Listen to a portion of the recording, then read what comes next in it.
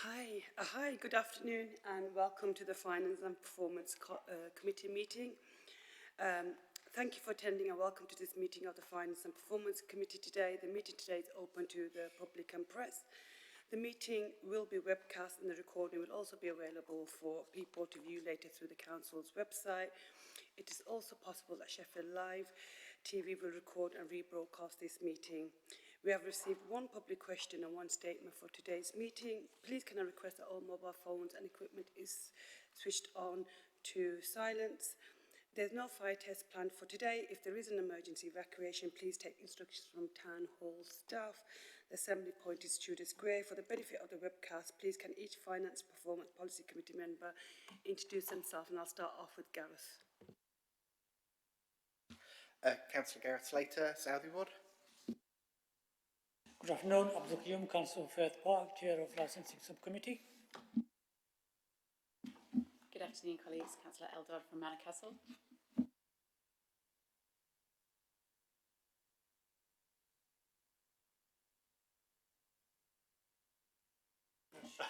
Let's try and sign in again. Douglas Johnson, Councillor of the City Ward.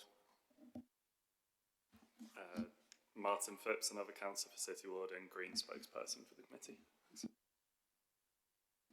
Martin Smith, Councillor for Thorntotley. Good afternoon, Glynis Chapman, Councillor for Mosborough Ward. Good afternoon, Mike Newbury, Councillor for West Ecclesfield and Deputy Chair of the committee. Thank you, and I'm Zahira Naz, Councillor for the Down Ward and Chair of the Finance and Performance Committee. Item 1, apologies for absence. We have not received any for today's meeting. Item 2, exclusions of the press and public. There's none. Declarations of interest. Is there any declarations of interest? That's none. Thank you very much. Item 4, minutes of the previous meeting. Can we all agree that the record is accurate? Is that agreed? Yep, thank you very much. Item number 5, public questions and petition. Robert Stanford is asking the question.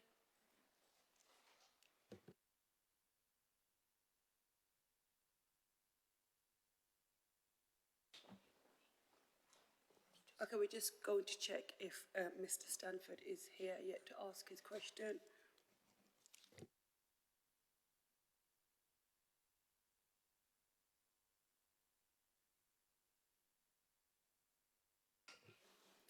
Okay, so we'll move on to item 6, members' question. There are no members' questions. We'll come back if Mr. Stanford comes back. We can let him ask his question, but we'll carry on moving with the agenda if that's all right.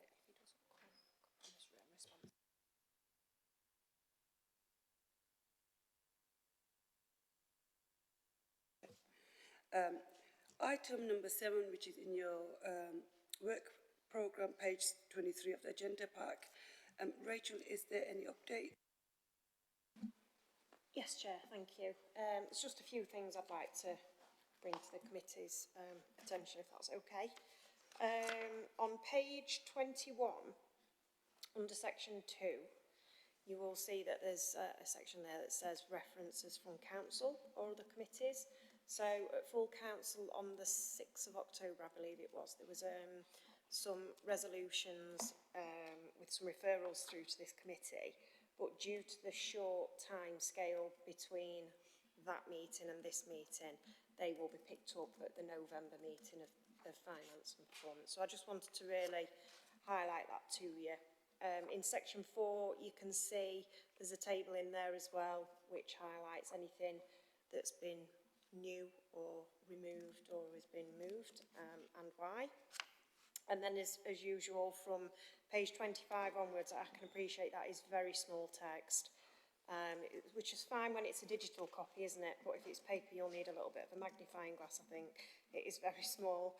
But from page 25 onwards, you can see how the agenda's laid out for each forthcoming meeting. And that's for you to agree as a committee and make further suggestions if you think there's anything else to add. It's a fluid document, as we know, so it's, you know, it's ever-changing and ever-evolving. So I'll pass back to you, Chair, for discussion on that and agreement. Thank you very much, Rachel. Is there any questions or comments regarding the work programme? Councillor Phipps. Thanks, Chair. Would it be worth adding to the... Oh, wait. Yeah, that is November. The meeting 6 agenda that we expect to hear back on the ethical procurement policy there too. Yep, we can add that on. Philip?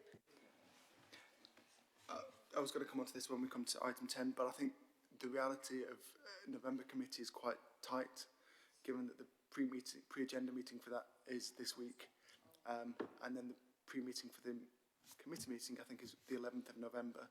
We've asked for extra consultation to take place, so for that to happen, we won't be able to provide a paper in time for members to probably consider that in advance of November. So I think the reality is December is probably the earliest we could bring that update forward. Yep, that's I'm happy fine. to discuss Thank that in you more for detail when Philip. we come to that item. That's fine. Thank you very much. That item is on the agenda for an update today, so we can have a discussion. Is there any further comments or questions? Not there isn't any further comments or questions, so this report does come with an approval. Are we all agreed? Yep, that's agreed. Thank you very much. Moving on to item number 8 for capital approvals, 25-26, month 5. That's on page 29 of the agenda pack. Damien, I don't think we need to bring the item on the Aberdale Dam forward because the questionnaire is not here.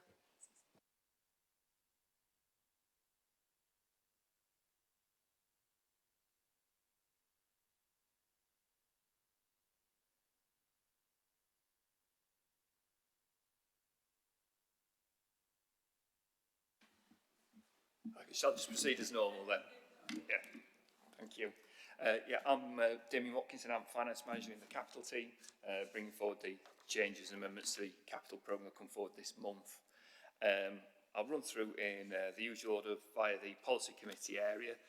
So firstly, under Transport, Regen and Climate Change, we've got the feasibility works of 100k for the public right-of-way by the Loxley River. It is going to be exploring options of potentially diverting that public right-of-way inland, but the current recommendation is for a full replacement. It's a public right-of-way that actually runs as a suspended walkway over the river, although that's not visible when you're actually using it.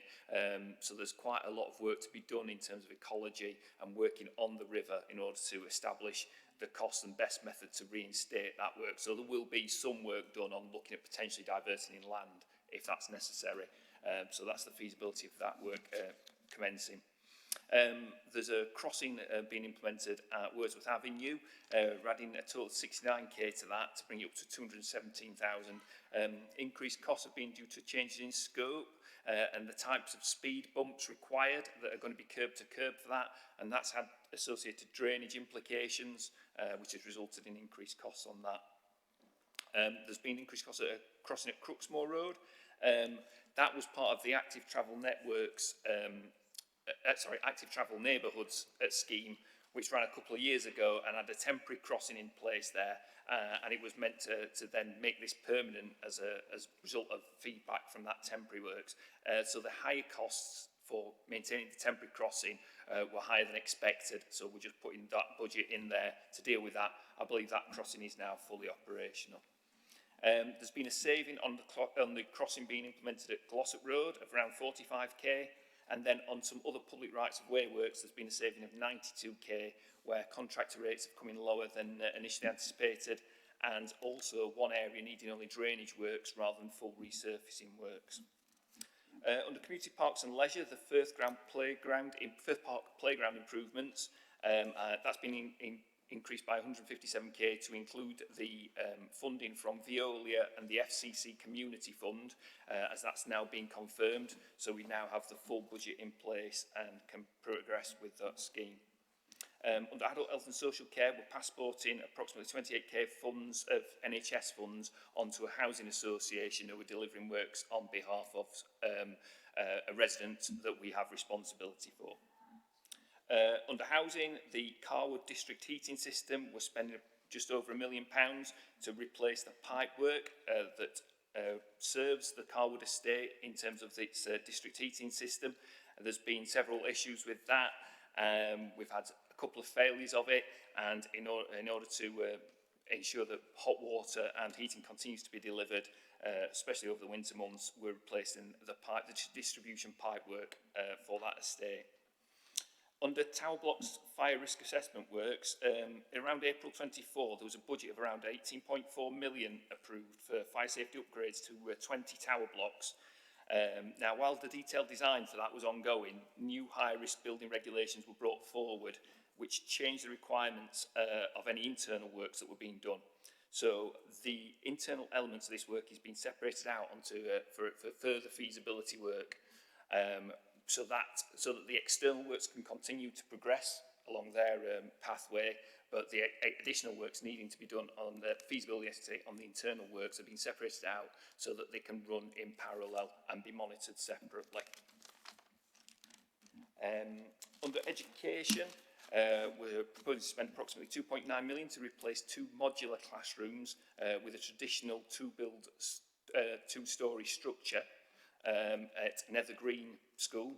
This will enhance the SEND provision that's currently housed within one of the mobiles and should reduce the ongoing maintenance issues that have been associated with 2 mobiles that were in a seriously deteriorated condition.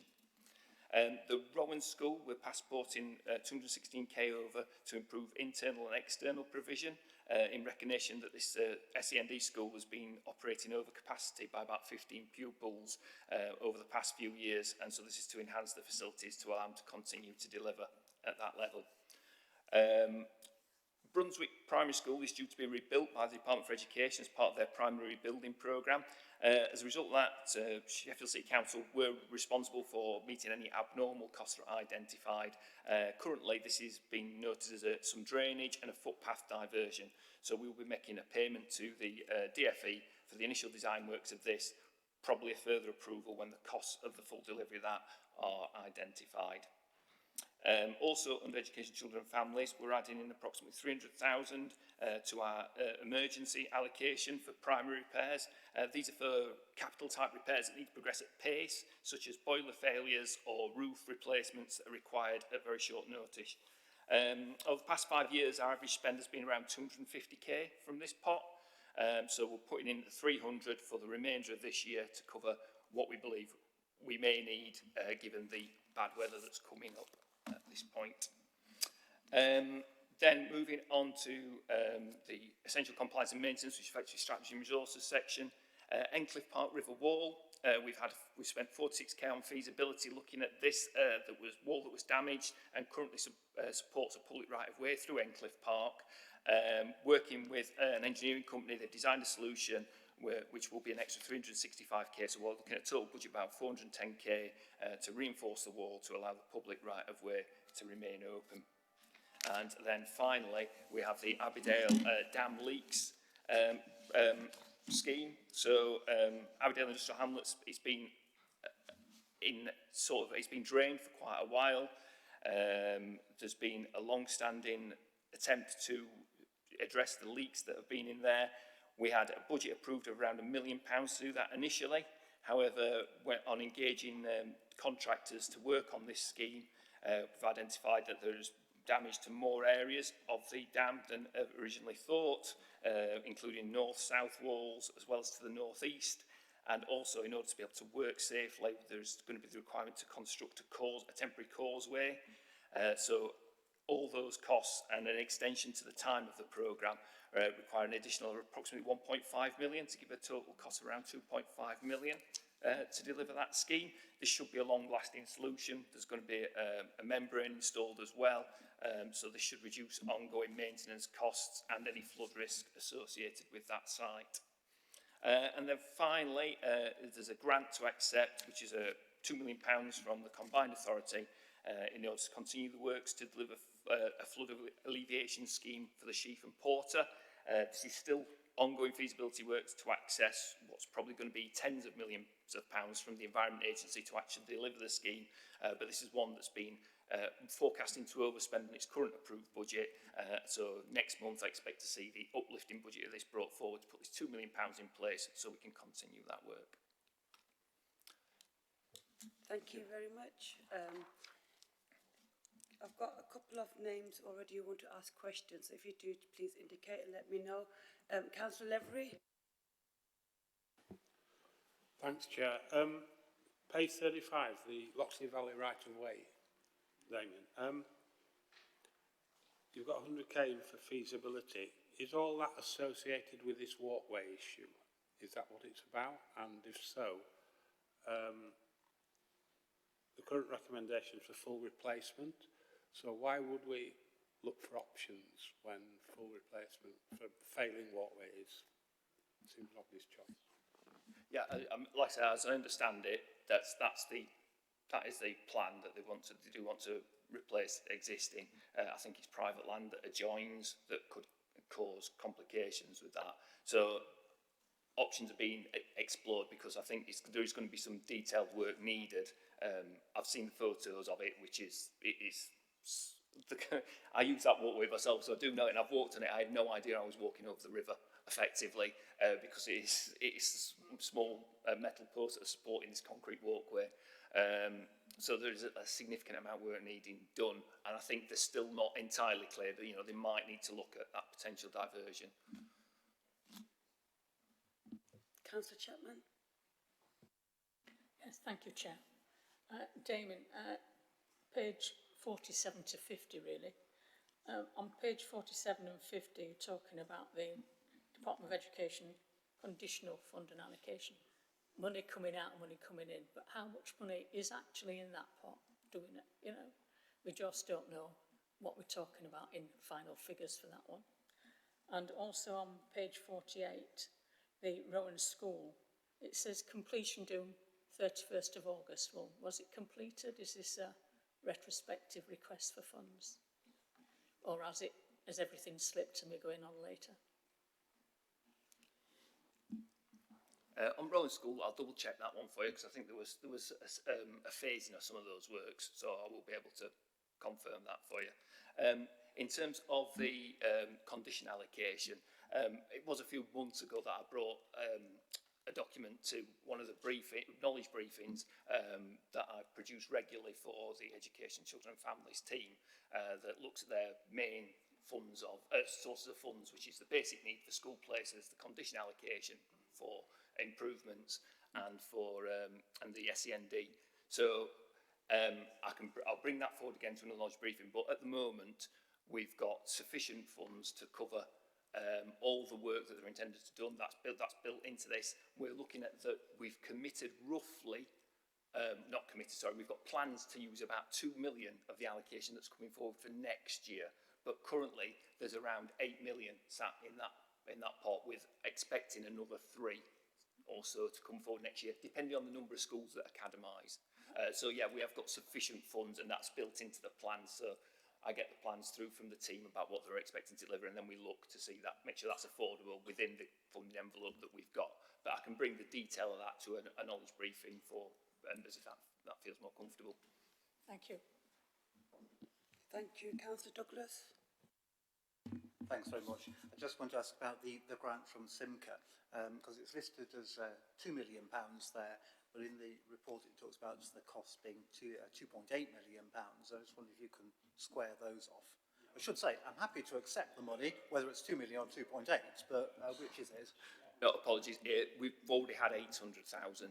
This is in effect an extension to an existing grant agreement. So the total agreement itself is now for 2.8, but what we're accepting here is the additional 2. Sorry if that's not clear. No, that's fine. That's the explanation we need then. Okay.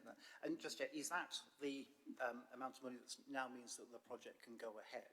I'm only raising this because I'm on the Yorkshire Regional Flood and Coastal Committee, and the whole issue about grant in aid, which is the Environment Agency funding for flood defences, is very much up in the air at the moment, and there's a risk to that in this present financial cycle. And I just wonder if this is what's stepping in to just make sure that projects go ahead, because these have quite long lead-in times. They're quite lengthy construction jobs. Yeah, that's right. When I spoke to the project manager on this, he was pursuing a parallel bid for additional funding for the feasibility stage with the EA as well. He says that actually the 2 million from the Combined Authority should be sufficient at this point, but I believe he is still pursuing avenues with the Environment Agency just in case. So, but he assures me 2 million should be able to get us to the outline business case for the Environment Agency, which should unlock the larger funding.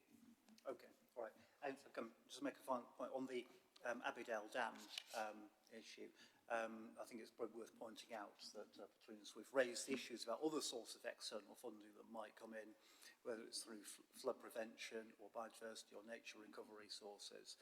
So I know that officers have been exploring that, and that would be welcome if it comes off.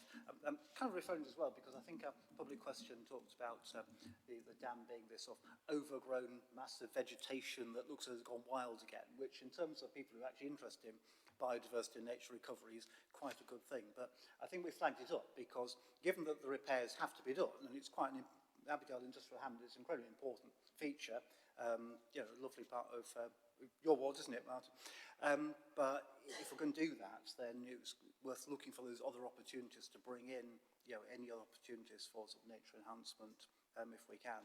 So might be a case of watch this space if we do get any more money in. Thank you. Councillor Phipps. Thank you, Chair. Similar vein to Councillor Levery's question. On the Loxley Road footpath, great news. It's good that it's progressing. Yeah, we were just interested in a little bit more detail around what the funding covers. So when we talk about feasibility, that is just the design stage, isn't it? I presume it's no actual works. And are we consulting with third parties, which might have increased the costs, or just wondering where it's going? Thank you. I believe they're trying to engage a contractor early to get specialist advice on this, which is part of the increase of the cost. But what I'll do is I'll get together the full initial business case, and I can try and send that round to members, which we should have more detail on than that. Yeah, great. Thanks, Joe. Thank you, Dane. Councillor Slater.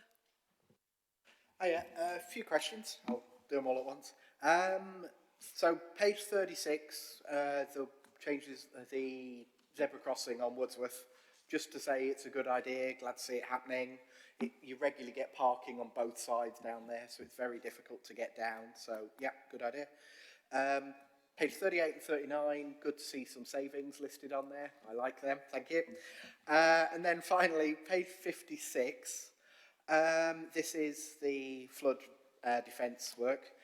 There was one thing in there that just set a bit of an alarm bell off for me. It said SCC must cover costs over the grant to meet the special conditions. What are those special conditions? And then finally, what are we expected to deliver by 2027? Yeah, no. So there's a lot of comments in there. So I think the main question that I think is on the grant. The special conditions, I'll speak to the external funding team, get confirmation of those, but usually we have to have discharged those before we come to this stage. So I expect that they've already been discharged, but I will chase that up and double check.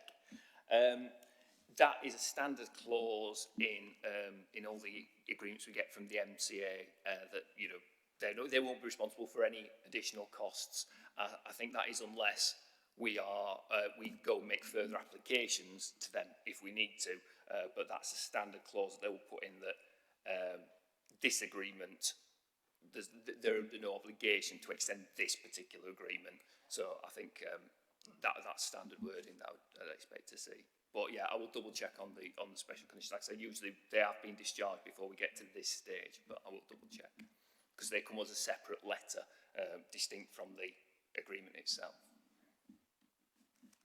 Sorry, just to finish the last bit of that, what are we expecting to deliver at the end of 2027, and are we on track with it? Again, that will be hopefully the full business case to the Environment Agency is the aim for this, to unlock the funding. Got a good working relationship with the MCA, and the project manager in particular works closely with his opposite numbers there.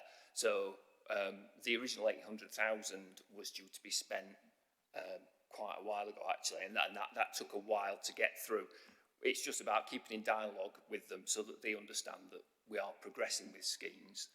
So that the aim is to have that outline business case ready for the Environment Agency. But should there be slippage with that, there's a regular monitoring cycle, and we'll be updating and ensuring that we can ask for extensions to these, which we have done on a number of agreements that had an end date on. So like the public realm that was on Fargate was due to finish initially about 6 months earlier than it did. As long as you're in dialogue we can usually negotiate and extend. So, but that would be the aim anyway. Aim for what we said we will deliver in the first place, and like I say, that is obviously a key scheme that we do want to deliver. So, work is ongoing. Councillor Lavery. Thanks, Jack. Page 45, Damien, the tower blocks, feasibility now. I know the scope's increased because you've now got to look at the interior fire risk issues, but £1.25 million is a lot of money to do an internal assessment. Are they doing all the design work as well? What's the scope of what's going under that £1.25 million, please? Yeah, so as I understand, this will be extended design work to meet the new high building regulations that have come out, high risk building regulations that have come out. Yes, it should include the design works so that we can go out to tender. I believe they might even be trying to engage a contractor at an early stage as well, but this should give us the costs, the increased cost of that. There will also be concurrently the work going on the externals as well, but hopefully that can progress a bit quicker. Next month, just to confuse matters further, but just to give members a heads up, there'll be another sort of split off from this particular business unit as well, to deliver the external bin stores for the high-rise tower blocks, which is another element of the external works, but again, that one that can progress faster because it's not attached to the new regulations as such. So what started off as one single project that they hope to deliver as, you know, all the fire risk assessment works has splintered effectively into 3 streams now in order to try and keep some going faster than others.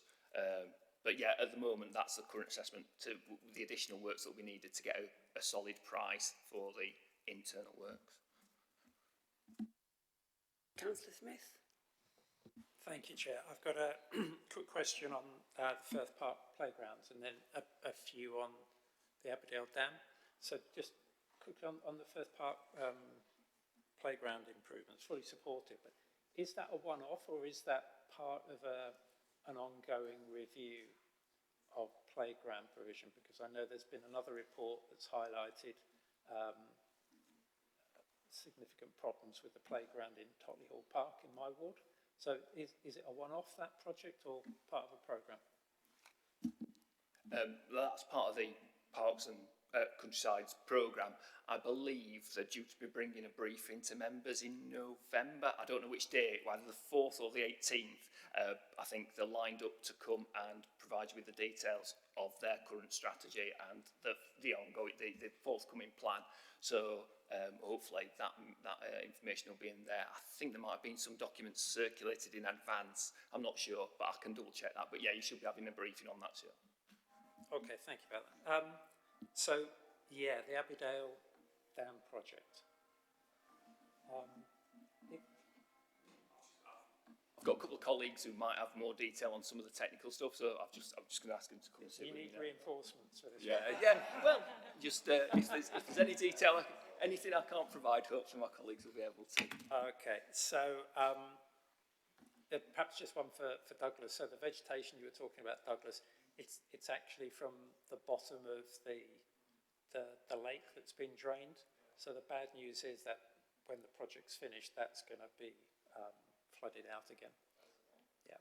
I guess, I mean, this one's been knocking around for a long time, and I fully support it because it's a Grade 1 listed building. It's a historic monument. It's where the steel industry in Sheffield started, and it looks a mess. So could you give us some information, please, on why has it taken so long? Because I know we had a public question about that, and that was the main. Oh, is it Mr. Sanford?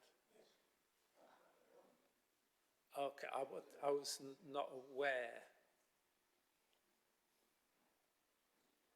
Would it be polite to invite Mr. Stamford to ask his question first, Chair? If that's okay, is that all right, Councillor Smith? Of course you can. So do you mind coming to the desk? So we had to continue. You weren't here when the public question statement bit came up. Oh, okay. Okay. Okay, okay. But we allowed a slot for you to come in and ask your question regardless, so you're here now, so you can ask your question. No, I meant that when we went onto that agenda item, because you weren't in the room, we had to move on. But we said that when you did come, we'd allow you to make your statement. So take a seat. Oh, that's fine. Can you just put on the mic?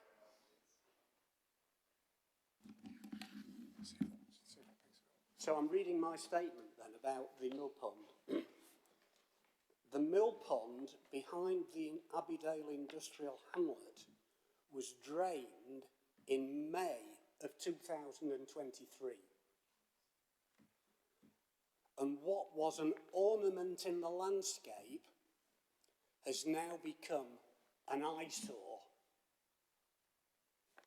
The site is now a wilderness, choked by vegetation, and to the outside observer, it appears as a manifestation of decay and neglect.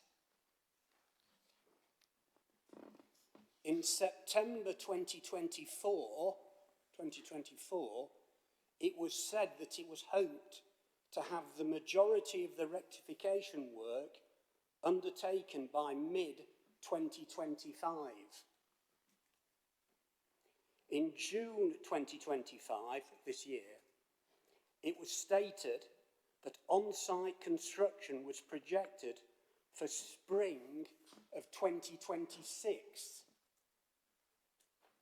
with completion in autumn 2026. In September 2025, last month, it was indicated that the work should start on site before the winter if additional funding is approved. Regarding the cost, in June of 2025, it was stated that whilst the current works remain within the approved budget of £968,949, estimates suggest that the costs could rise by up to £300,000. In October 2025, that's now, it is said that the additional cost has now risen to £1.556 million.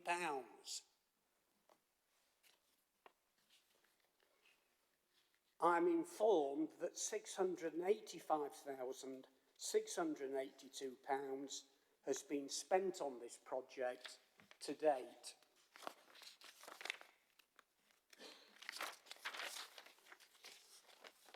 Whilst acknowledging the complexity of the site and the need to consult and obtain consents, it nonetheless appears, to make an understatement, it nonetheless appears unsatisfactory.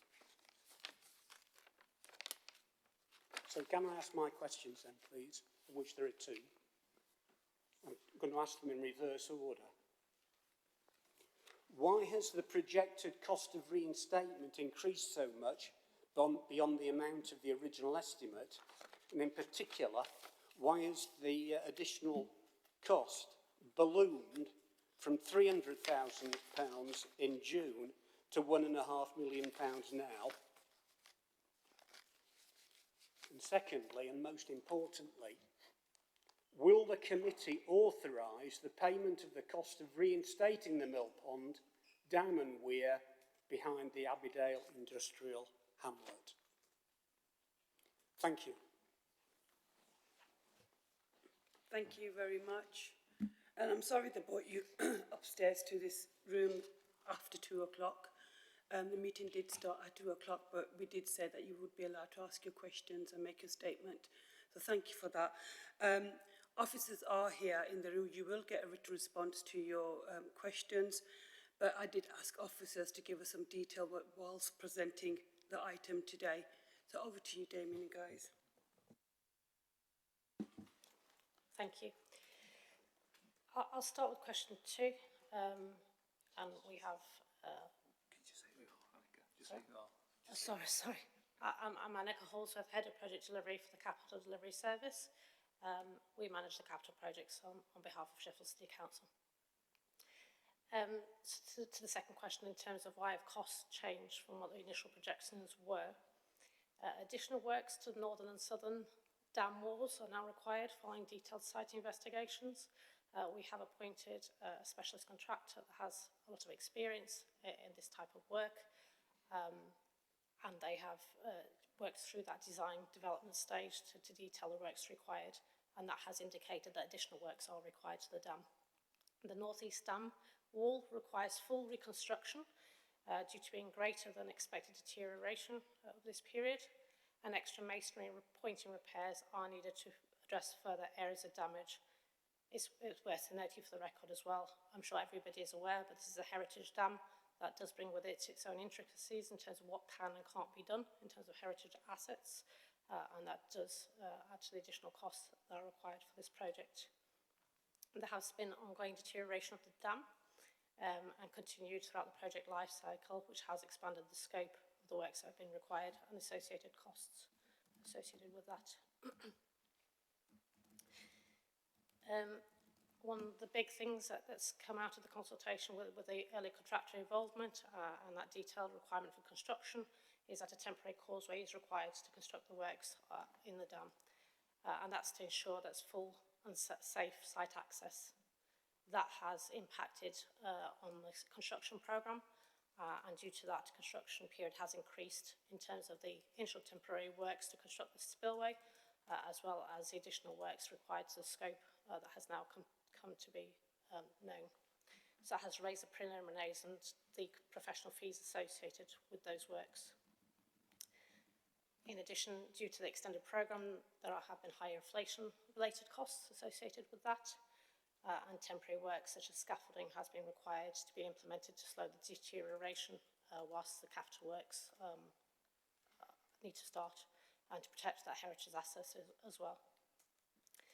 A detailed risk register has been fully developed, and that is through that continued working with the contractor and detailing of the design. So that design has progressed significantly since the original business case, and that gives us greater certainty in terms of the risks that are going to be evident with this kind of work and what allowances need to be in for that. And that has been detailed to ensure the budget has full coverage of all those risks that we have assessed in the risk register as required for the remediation of the dam. So that is sort of the answer to the second part of the question raised by Mr. Sanford, apologies. I don't know if anybody has any further detail that you would like to ask. Councillor Smith, do you want to ask your questions now? Yeah, thank you very much. So Mr. Sanderson raised a number of the questions that I was going to raise, but just following on from that, you mentioned a detailed investigation. So I mean, there's been more, I've been following this for some time, getting lots of messages and complaints from the local community. There's been more than one detailed investigation. So why didn't we pick up these problems in the first one? Which kind of goes to, why has it taken more than 2 years to get to this point when it is such an important asset? And putting the project slightly to one side, what are the learning points for the capital delivery team from this? Because for such a major important asset to deteriorate whilst we're unable to come up with a solution or have to revise solutions more than once or twice, we can't let anything like this happen again. And there was, my other question was just around one item, a line in there about there's still a problem with land access and a private landowner. This might be to the weir. So within the bounds of confidentiality, can you give us any more information on what the hold-up is there? if it is confidential, I'm happy to take that one outside. But as the ward councillor, I'd really like to understand that one. So that's it, Chair. Thank you.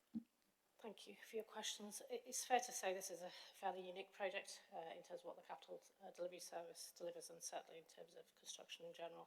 It has a number of unique points, being a dam primarily, and also being a listed dam. It's not the kind of work that we ordinarily cover in the Capital Delivery Service. For those reasons is why we determined at a point in time it would be better to go to have an early contractor involvement and sort of work through what works would be required. There was an initial estimate, which is what went into the outline business case. I would say in terms of lessons learned, probably would be having that early contractor involvement probably early in the process prior to going to outline business case stage with a scheme that does have its own difficulties, nuances, and is very technically specialist in terms of the area of work that it is. And what that has driven is that greater certainty in terms of the surveys that you raised. It's by working with a specialist that has those specialist consultants that are working for that contractor that have driven the level of surveys that we have now procured and commissioned to get that greater certainty and to reduce the risk of this project not being able to proceed and to going out with the bounds of the capital value that we're now stating is required for that. But there is a huge amount of investigative work that's been done in terms of intrusive surveys and bringing in specialists who work on dams and on listed heritage assets to be able to get to that point where we have that greater certainty. That does take longer than we had initially anticipated. In hindsight, I don't think it's taken longer than it needed to take. It's that the initial estimate was probably optimistic in terms of timescales. So it's around potentially in future managing those expectations around when there's a really complex project, bringing the specialists in really early and getting a really good estimate to be able to manage expectations in terms of duration and cost associated with that. Did I cover everything or did I miss any of your points? Okay, a couple of things in response to that, if I may, Chair. First of all, thank you for your response. All councillors have had quite a lot of communications around this, not just Mr. Sanford. If you could give us that in writing, that would help us answer residents' concerns.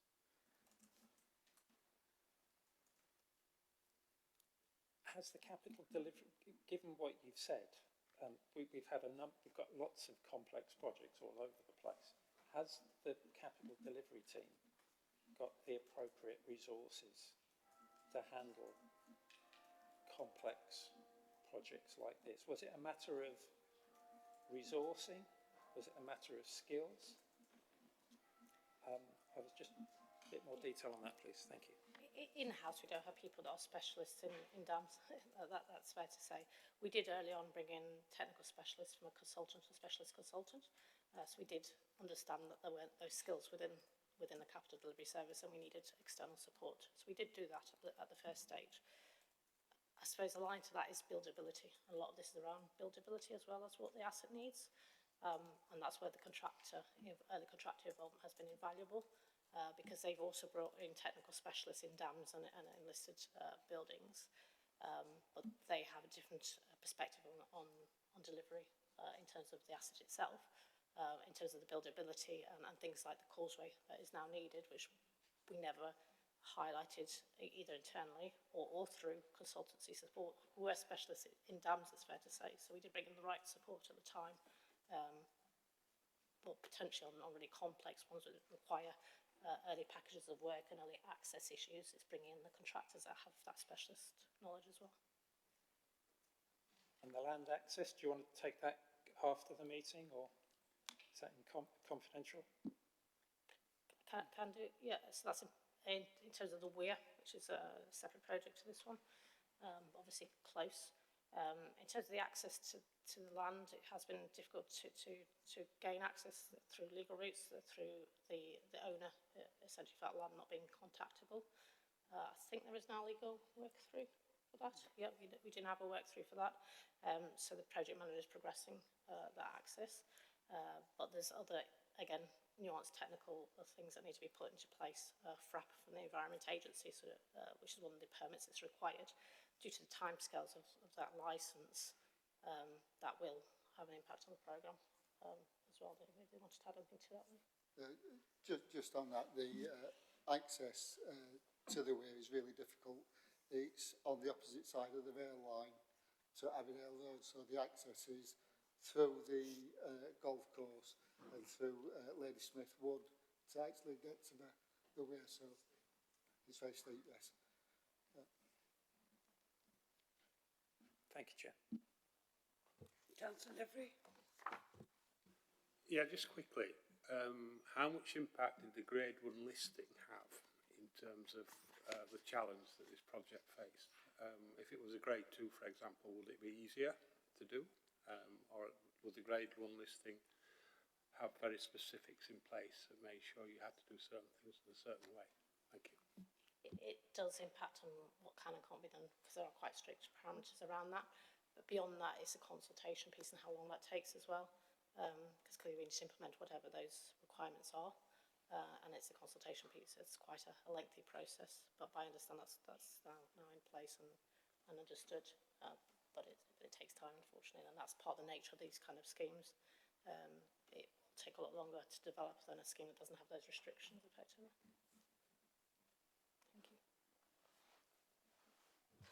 Thank you. There isn't any further questions or comments. Thank you very much, Damien, and thank you for coming to give us that information on the dam.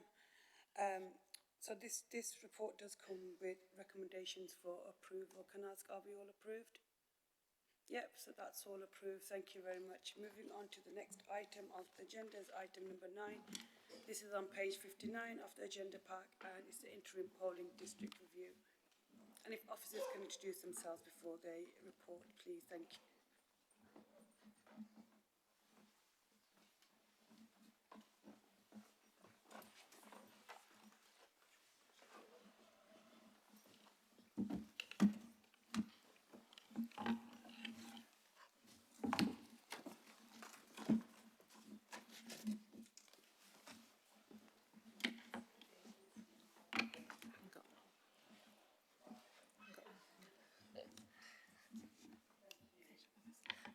Hi everyone, Lindsay Tomlinson, Assistant Director for Democracy, Information and Elections.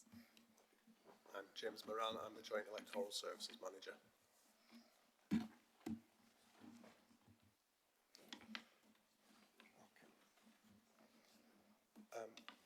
So we're bringing this report through due to a recommendation from the last polling district review that we did to go into in more detail to some recommendations, some suggestions that we received for the Sheffield Hallam area.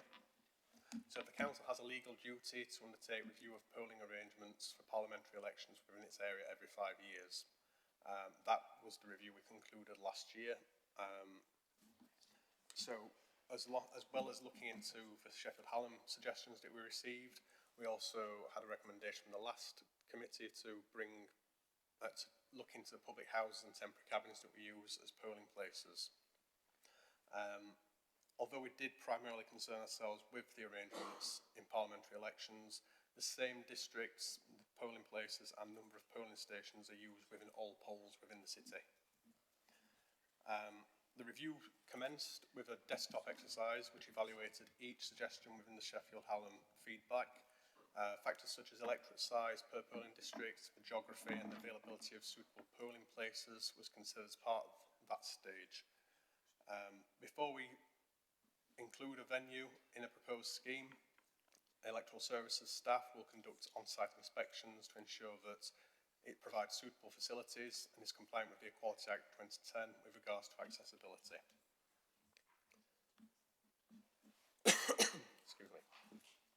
In some cases, the feedback that we had to the previous review, the suggestion was built upon, transferring more electors to a nearer, more convenient polling place than what was proposed, such as in the Crooks and Crosspool ward area. some of the proposed changes we received would have been unworkable. For example, moving the entirety of Crooks, the actual road, into one polling district rather than keeping it segmented as it is at the moment. As the report discusses and is expanded in Appendix A, in some cases the suggestion was built upon transferring more,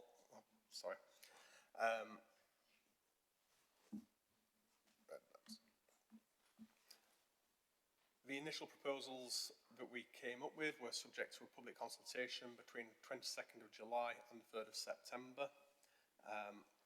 Be able to comment on that, any person who was registered as a parliamentary elector during that period was able to respond to consultation. We also engaged with elected members, Exeter Parish Council and the MPs of Penistone and Stocksbridge, Sheffield Hallam and Sheffield Heeley constituencies. The information and links to the consultation was also sent through to Disability Sheffield, the Burton Street Foundation Learning Disability Service and the Sheffield Royal Society for the Blind.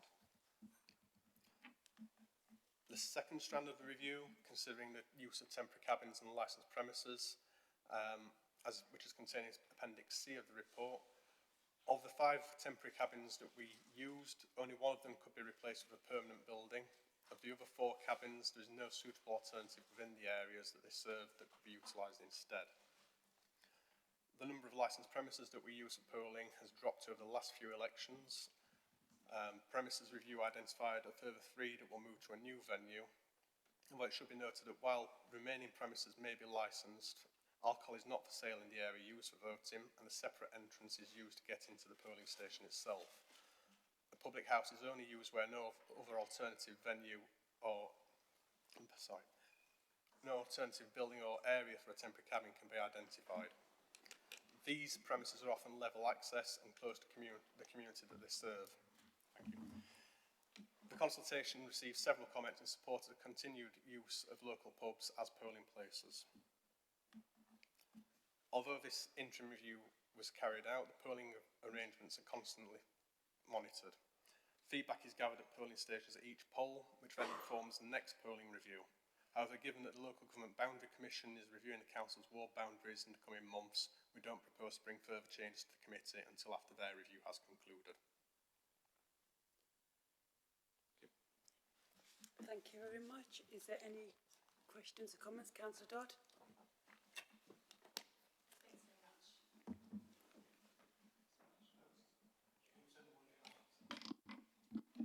Great.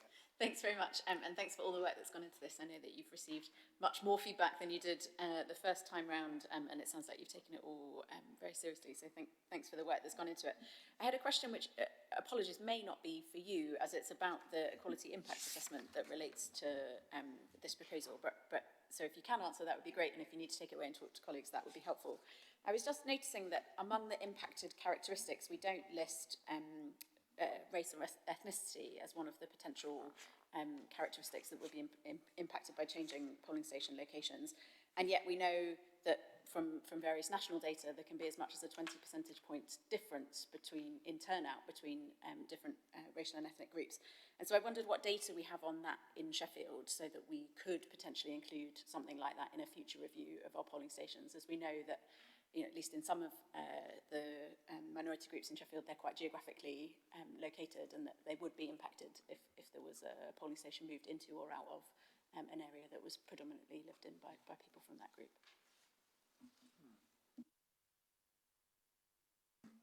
I'm not sure if we have that data, but we can certainly see if we can get hold of it. I know anecdotally there was information about turnout as a result of the impact of voter ID changes being brought into polling stations, and that is ongoing because of further changes in the pipeline to voter ID. So there certainly have been studies done, so we can try and get hold of some data sets. But absolutely, you're absolutely right. Yes, and we do need to take those matters into consideration, definitely.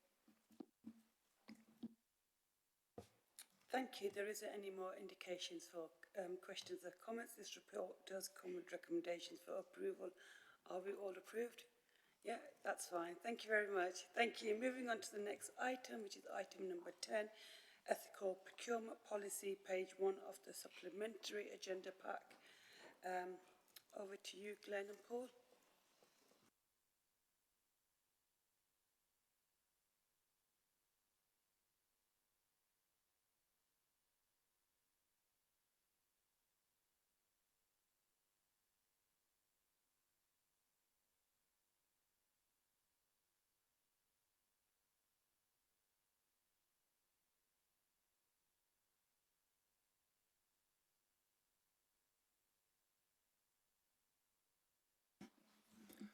Thank you, Chair. So I'll just start with a brief introduction and hand off to Glenn and Paul. So the ethical procurement policy has been working through a series of consultation exercises. The public consultation exercise closed recently, and so the feedback from that has been taken on board and begun to be considered by the members' working group. There was a recent member working group where there was a request for further consultation, and that's in progress. As I described when we talked about the work programme earlier, the outcome of that further consultation will mean that it's unlikely that we're able to bring an update to the November committee. The schedule of meetings that precede the November meeting would allow us probably not enough time to allow members to have input into the consultation feedback responses and to be confident that we've taken those on board and have that feedback to consider before we bring the policy for approval. So my suggestion to the committee is that we put that onto the December work programme. That will allow enough time for consideration of all that consultation feedback to come to members before we then bring it onto the committee, rather than trying to rush it through to November, because, as we described, the pre-agenda meeting for November's committee is actually this week, which wouldn't give us enough time to give you full consideration before papers are published. I'll hand over to Paul and Glenn.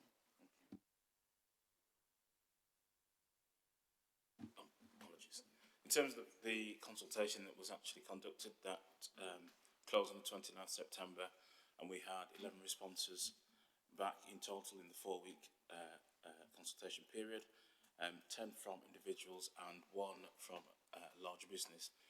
On reflection and following group discussions, that was felt that it wasn't really representative of potentially organisations out there, whether large or small, depending on the status of those organisations. So what we have, as Philip alluded to there, is conducted a further expanded review, targeting providers, large and small, also in the voluntary sector as well, so BCFSE organisations, every organisation on Business Sheffield's books. We've also sent it through the Chamber as well, and some of our targeted contractors, larger contractors as well, across the organisation. Thank you. Paul Rayson, Procurement and Supply Chain. So just to introduce quickly the reasons why we're just reviewing the ethical policy now that we are doing so. And that is because the policy has been in place for a number of years, and in the meantime the council plan and city goals have been published, and the council has declared climate and nature emergencies, plus a diverse business advisory board has been created. And externally, the enactment of the Procurement Act 2023 legislation has come into force, and there's a corresponding national procurement policy statement issued by the government. All of these have policy implications, and then there's also a specific section on exclusion grounds and due diligence required to be followed, and that will also be supported by some internal technical guidance documents for council officers when dealing with that process. And then the final policy will also have a code of conduct for suppliers, which is a reciprocal commitment from those who contract with the council about being good employers, in short, and sharing the council's values. Apologies as well, as a typo in section 1 of the report, the word policy is missing. Just been asked to note that for the minutes, and it should say in response, a revised policy is in the process of being developed. Thank you. The only thing I would further then add is just in response to Councillor Dodd's question on the last item around the impact assessment, we'll do some comments on that from members around the impact assessment on this policy. We'll ensure that they're reflected when that comes through in the report. Thank you. Councillor Phipps. Thank you, Chair. I just want to say thank you for everyone's work on this. I know it's been a long process, and I'm sure, like others, well, us alongside others are a bit frustrated that we haven't been able to bring it forward sooner, because it's something that's really important. We all want to get it out there. But I think it's important that we make sure we've consulted properly with everyone that is impacted, and also that we get the right version through. There'd be no point in rushing something out there that doesn't achieve kind of the name on the tin, and it's not an actual ethical procurement policy. We want to be confident that we're putting something out there that is as good as we can make it. So I think it makes sense why we're postponing this, sadly, to December, and hopefully by then we'll have something we can stand by, and we're confident it does that. Thank you. Councillor Douglas. Thanks. Add to that, I think it is important that we recognise that this is possibly an unusual policy, so can't underestimate the amount of work that's gone into it. On the other hand, I know that personally, people have been asking for the council to have an effective ethical procurement policy since at least 2018, 2017. I know there is one at the moment in place. It's turned out to be fairly weak, but not without its value at all. I think we need to get on this. I think, to be fair, we're actually saying it's not just we need more consultation. There is some specific elements of consultation that I think you've got in hand. But actually what's needed is the analysis of that and what's come out of it. And really the question I think I want to know, and I hope other members here will be, will the policy be proposed that actually reflects what members want? Because this is possibly unusual. I've said this to members before. It's possibly unusual because, as a council, we're not required to have such a policy. The purpose of this policy is an optional one to reflect what members have expressed and fully appreciate that procurement law is quite complex and there are certain constraints on there imposed for very obvious political reasons, not just legal and financial, but they are there and we have to acknowledge those. But at the same time, we do need to make sure that we have a policy that we're actually satisfied with. Because the bottom line is that whilst we often say the council's got no money, actually the council is a very big and important player in the city, and the council spends a lot of money each year. That money can do good or it can do bad. And we've talked a lot about supporting small businesses, which I think we're all fully on board with. That's what can be done and support the diversity of the business sector. But at the same time, we want to make sure, and this is the political drive from us, we want to make sure that Sheffield's money is not being used to fund atrocities around the world. The easiest thing in terms of risk would be to duck that question. But I think politically there's a shared incentive to want to push that as far as we can. So that's what I'm looking forward to. So no pressure, guys, but looking forward to December. The only thing I'd add is we were obviously working within the constraints of the law, so we'll make sure that that's fairly reflected. I think the other thing I'd add around consultation is we've made sure that, as well as the consultation responses that came through the Have Your Say and the targeted consultation that we've started, we'll also be taking into account all the public questions and statements that have been made, both to this committee, Strategy and Resources Policy Committee, and to full council. Councillor Dodd. Thank you. I just wanted to echo what Councillor Phipps said. I think it is a frustration to all of us that this was originally on our agenda for April and it now looks like it will come back onto our agenda for December. And would that it were, it would have been great to be able to make progress more swiftly. But I think, as Councillor Phipps was saying, it's really important that we get the right thing and that we're able to kind of all be on board with what that looks like. I suppose the question that I'm sitting with that I think probably makes sense to ask at this meeting so we can save all of our praise and celebration for the December meeting is what have we learnt in this, what will it be, an 8-month delay? A bit like the question that Councillor Smith was asking on the capital project. How do we make sure that policies like this, for all that they're complicated, can be progressed with reasonable expectation and that we're not looking at something where we've given the public assurances that it would be happening in the spring but are still hoping that it might be done by Christmas. So what have we learned from this and how can we make sure that it doesn't happen again? Thank you, that's a really good question. I think we can look at a full lessons learned review actually on this because there are definite things that we can learn about how we progress this type of policy, albeit it's probably not the type of policy that comes forward very often. I think a lot of that will feed into when we bring the policy forward for engagement with members and with others around that consultation. I think there was a lot of time spent trying to get to a policy that was acceptable and adequate before we then involve members.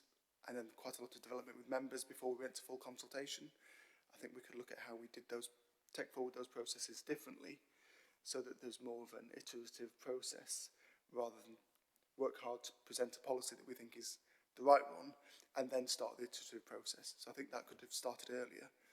And then how we bring in public consultation and feedback is important. I think in response to an earlier comment around small and medium enterprises, we are already doing really good work in terms of increasing the number of business that we are able to put through local businesses. This policy will help drive that forward, and drive forward other things around social value and other ambitions that we've got. So this policy allows us just to have a full refresh of all of that work, but it does mean that we can think carefully about how we do this in future to avoid that prolonged period where actually we would like to have done this by April, but it's taken much longer to get to a position where everybody's comfortable that we've got the right policy in place that delivers something that we can use. And that's the point of this policy. We want it to be something that we can use. It's not a policy that we want to sit on a shelf. We want this to be something that we can use and engage both with our suppliers, but also make sure that we're doing the right thing, as has been expressed with the Sheffield pound, if you like. I think the other thing to reflect on, some of the comments already, is that there is a review point for this policy. That will be after the policy has been in place for a year. And so we'll be able to take stock of, has the policy delivered on our ambition? And has the policy delivered the outcomes that we thought it would do, in the way we thought it would do? And if not, how do we adjust the policy to be able to take that into account?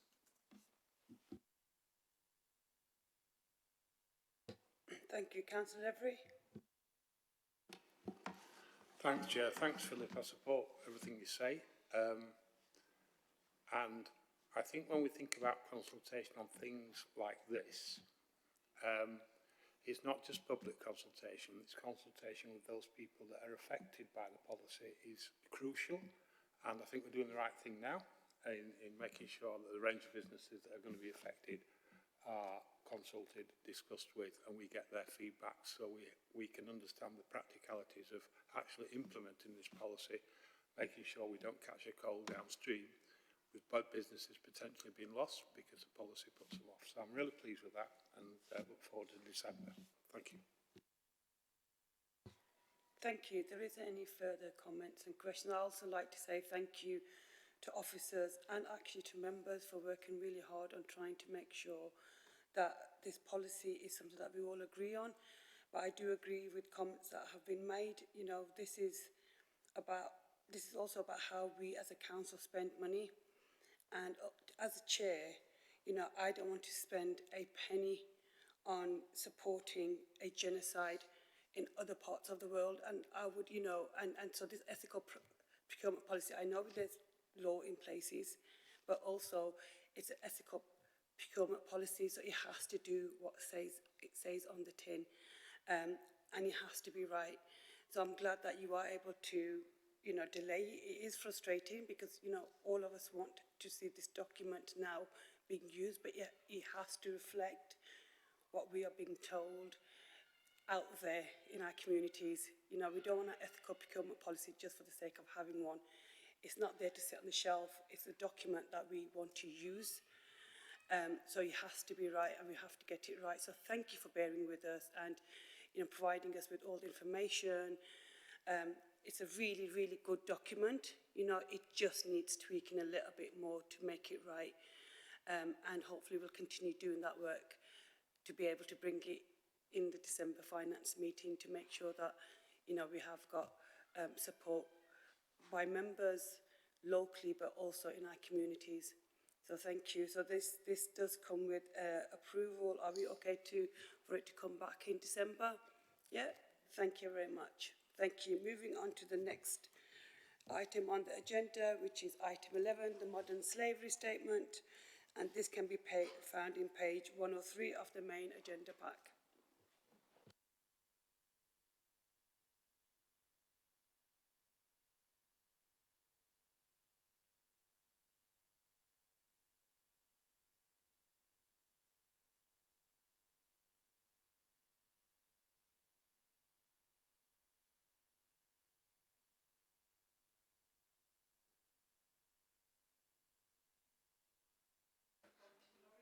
Good afternoon, everybody. I'm Laurie Brennan. I'm the Head of Policy and Partnerships in Strategy and Communications for the City Council.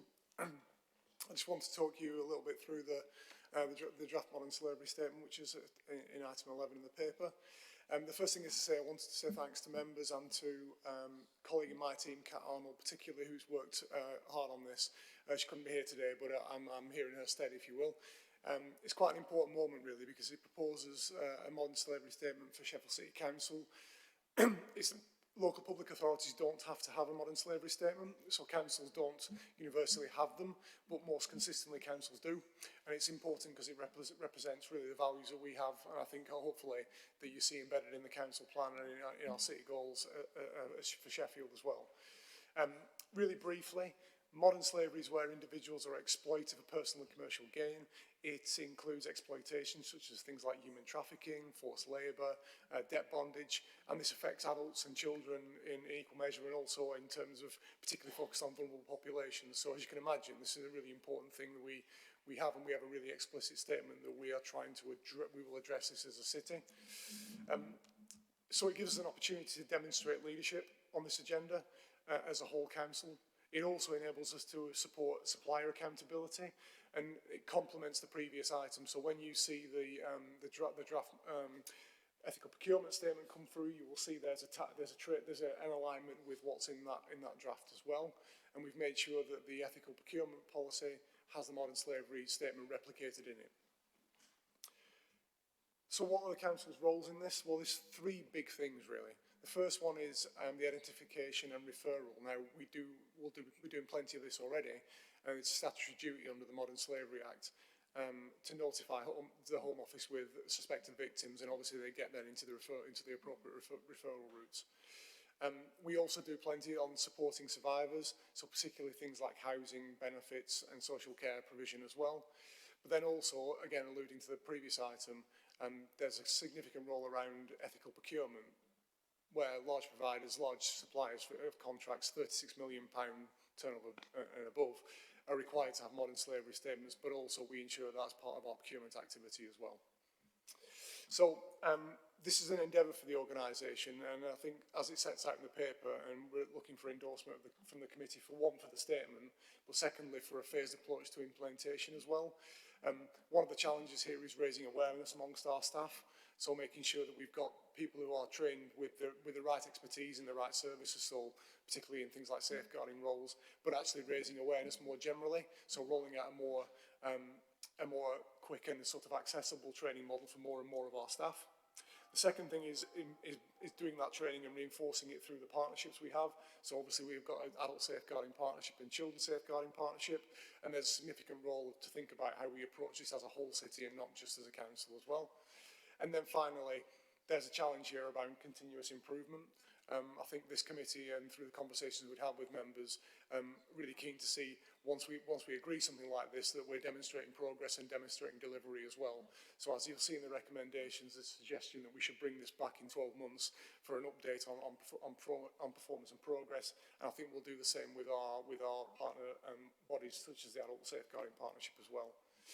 I'm not going to go into lots more detail. The only thing I would add in there is that clearly there's one of the critical points for the organisation here is about leadership and ownership.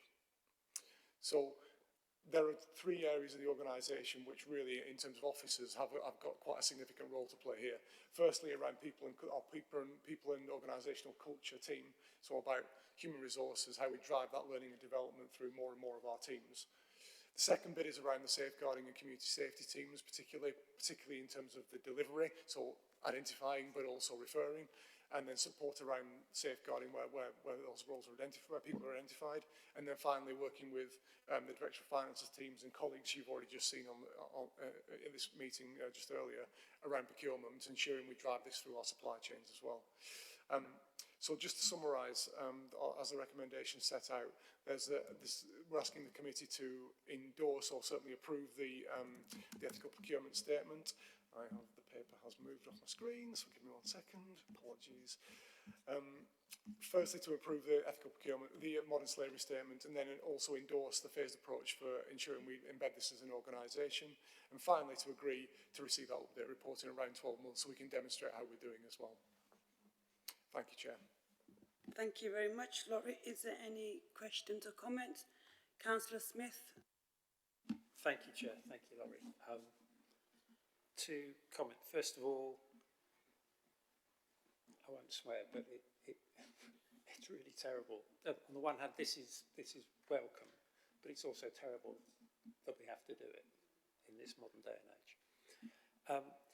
I was just one question around you speak in here about the council supply chain, and I've got confidence that some of the measures you're taking here or proposals would work with the next supplier or customer in a chain. How is it going to impact, how can we be sure that further down the chain or further up the chain we are making sure, is it going to work further up or down the chain is the question. Sorry if that's not clear, but best I can do today. Thank you, Councillor Smith. I think it's a really good question. I might defer to the Director of Finance if you want to comment. But so I mean, there is a challenge here, isn't there? Where we know that the biggest providers, the biggest contractors, the biggest businesses have really clear responsibilities around that, and how they then subcontract any activity as well. I know that through working with colleagues on this particular piece of work, that it's part of that thinking around how we deliver our ethical procurement duties as well, to start thinking how rigorous we are in our supply chain sort of assessments as well. I don't know, Philip, if you wanted to add anything. I know we've talked about this as well. So yeah, happy to. I think it's really important to embed this into the way we work, but also make sure that our suppliers are also doing the same. And I think it's been really clear with, as we've talked about with the ethical procurement policy, having a code of practice, actually making sure that we turn into practical steps that we can ensure that people are taking to avoid modern slavery.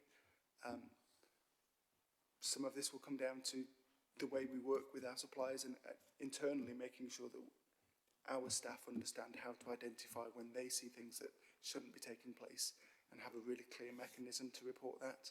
And that's especially true if they see things in our supply chain where a subcontractor or even a contractor is acting in a way that we wouldn't expect them to, or accepting behaviour that is not acceptable within this policy. So again, we've got to make sure that, as well as accepting the policy, we've got to have the right things in place so that people can report things as and when they see it. I think Glenn also wants to come and add to that, if you may.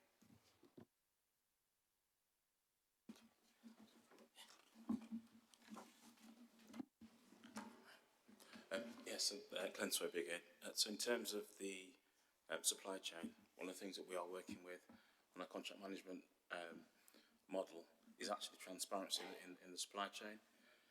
There are Cabinet Office guidance documents around how we do that and playbooks around how we introduce it. We're actually revising our contract management methodology to do just that, and actually part of the ethical procurement policy will be to report against those types of issues or non-issues. Hopefully there will be non-issues, but actually be able to report against the transparency that we find. As well, in terms of where we are with our providers, a lot of providers actually are not aware of what the next tier is in their supply chain. So actually this policy does actually support that transparency across the supply chains. We get to understand that actually also helps us with the ethical procurement policy, that we can start to then have the follow-up, ensuring that we have the mirrored contract requirements across the supply chain. Thank you. Councillor Dodd. Thank you, and thanks for your work on this. It is a sad indictment that this is something that we have to be thinking about, but it really is a kind of significant challenge for our times. I think last year there were 19,000 people reported nationally as being potential victims of modern slavery, 1 in 3 of whom were children. And I think we're quite quick sometimes to think that this is just a problem of trafficked labour, of people coming here from other countries, but actually over 1 in 5 of those were British citizens. And so this isn't something that I think we need to be taking really seriously. Some estimates suggest that those 19,000, as you might imagine, are just the ones that have been seen, and it could be over 100,000 people who are at risk of this kind of thing. And I think one of the things that's quite striking to me is that it's very likely that we all are on our day-to-day lives could come across people who are in this situation.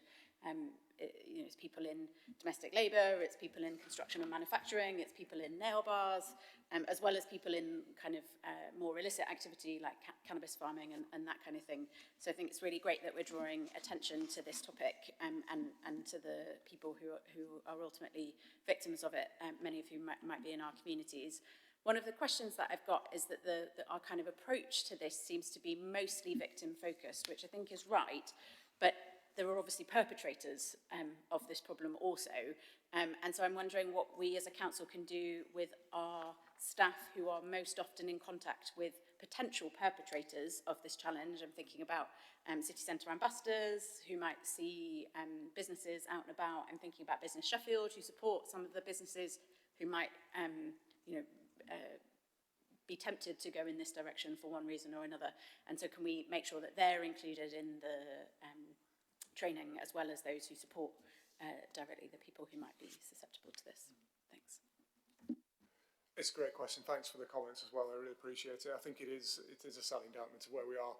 And you only have to look at the numbers at the bottom of the page. I think it's 106 of your packs as well.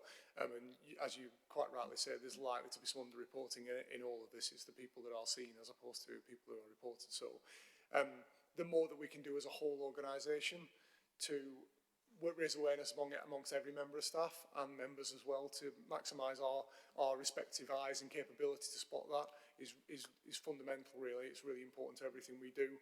I think you're right. I think there's some targeted roles in here that are more out-facing to therefore identify and spot, yes, people who are victims, or potential victims, but also where perpetrators may exist as well.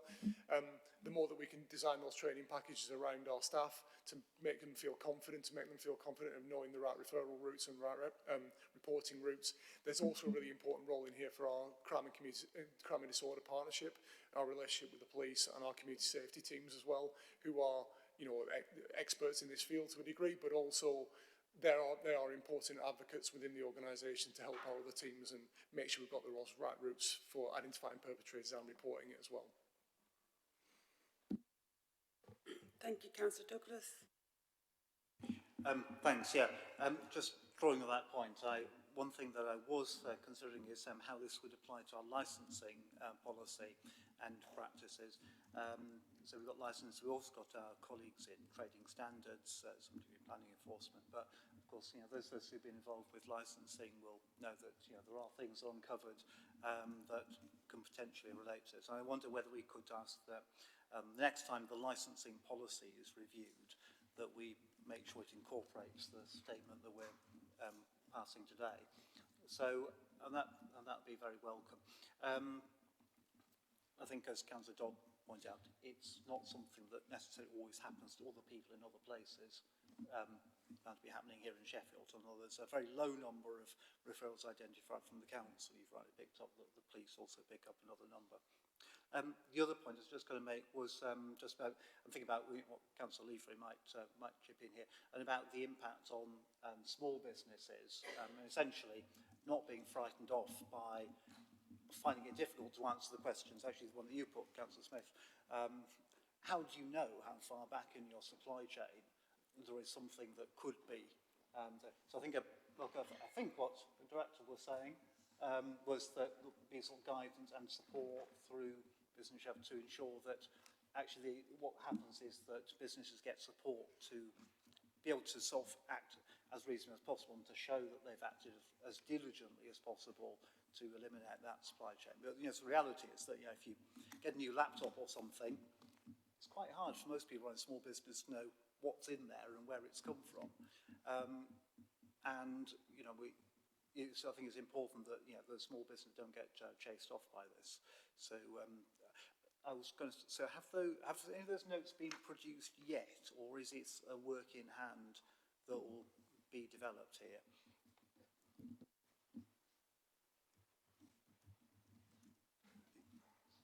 Just to pick up on the first question, so one, thank you, Councillor Johnson, for your comments there. I think the link to training standards and link to a licensing policy seems like it's a really good suggestion. I think we've got to marshal the arms we have as an organisation to make sure we're focused on how we tackle this. That's a perfect example.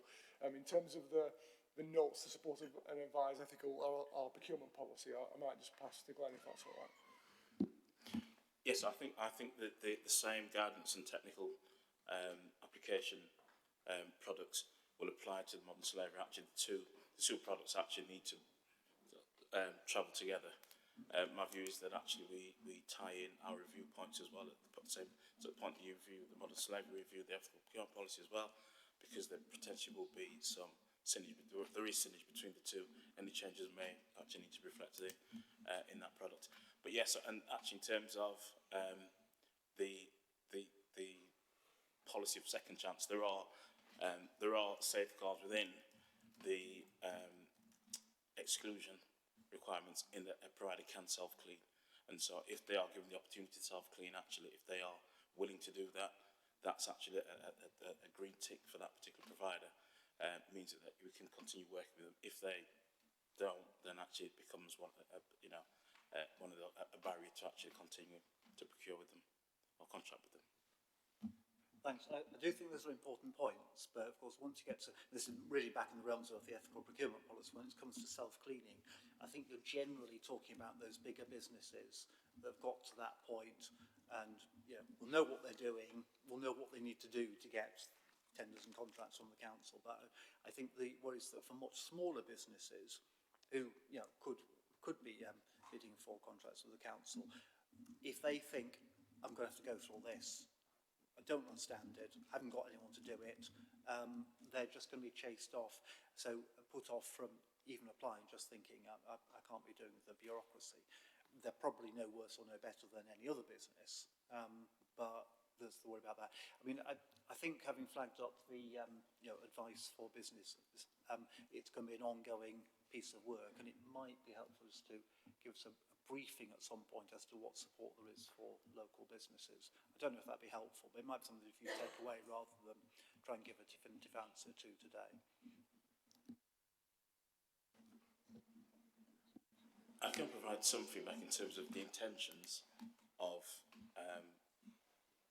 the commercial team. One of the things that we found with the ethical procurement policy is that it has brought us closer to our providers. We have found that the actual relationship that we have with them is growing. We are lesser hands-off than hands-on. The intention is that we will hold more seminars and forums with our providers. And as part of the implementation, actually, the ethical procurement, my assumption would be that we'd do the same with the modern slavery, is actually, as we implement those two products, actually work with providers, especially the smaller providers that actually will not have that awareness. Part of this as well is actually to provide them with some help and support.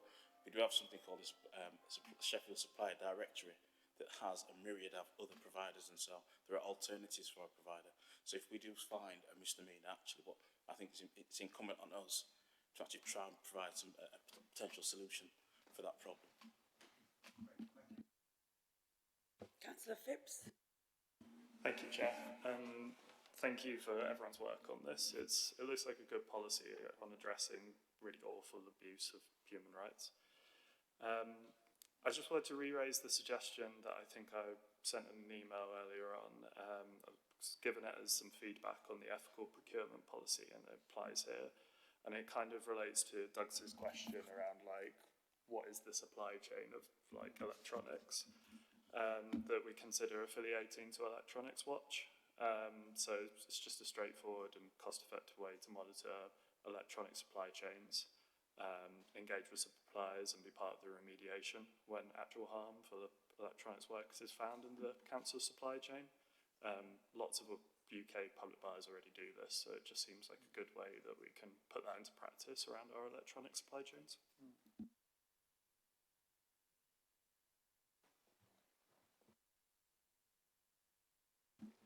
Yes, we've made a note of that actually, and we will look into it.